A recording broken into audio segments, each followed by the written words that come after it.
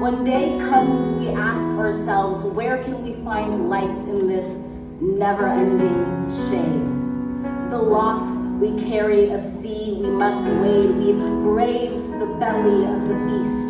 We've learned that quiet isn't always peace, and the norms and notions of what just isn't always just is.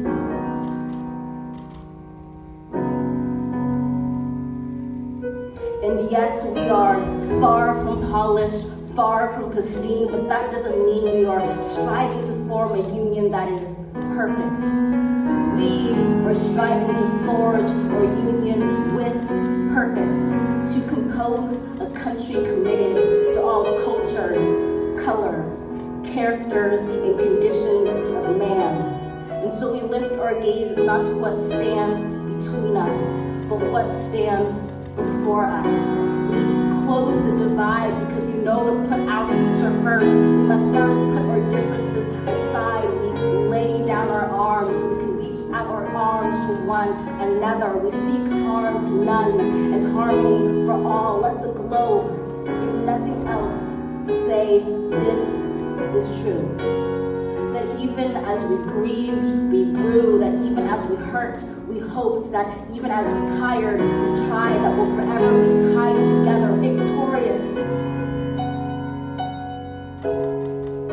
Not because we will never again know defeat, but because we will never again sow division.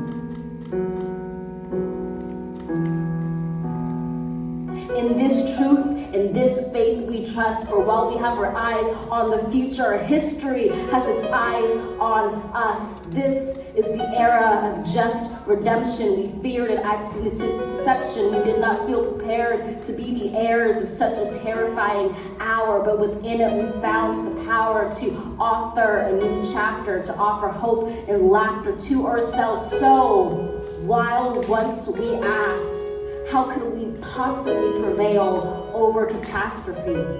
Now we assert, how could catastrophe possibly prevail over us? We will not march back to what was, but move to what shall be, a country that is bruised but whole, benevolent but bold, fierce and free. We will not be turned around or interrupted by intimidation, because we know our inaction and inertia will be the inheritance of the next generation. Our blunders become their burdens, but one thing is certain. If we merge mercy with might and might with right,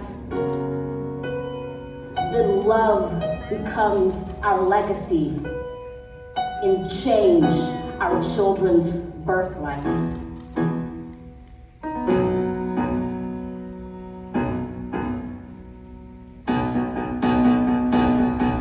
So let us leave behind a country better than one we were left with. Every breath from a bronze-pounded chest, we will raise this wounded world into a wondrous one. We will rise from the gold-lit hills of the west. We will rise from the windswept northeast, where our forefathers first realized revolution. We will rise from the lakeland cities of the Midwestern states. We will rise from the sun-baked south. We will build, reconcile, and recover in every known nook of our nation, in every corner called our country. Our people, diverse and beautiful, will emerge battered and beautiful when day comes. We step out of the shade of flame and unafraid. The new dawn blooms as we free it.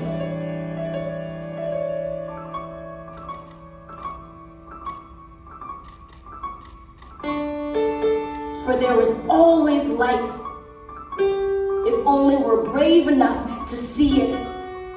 If only we're brave enough to be it.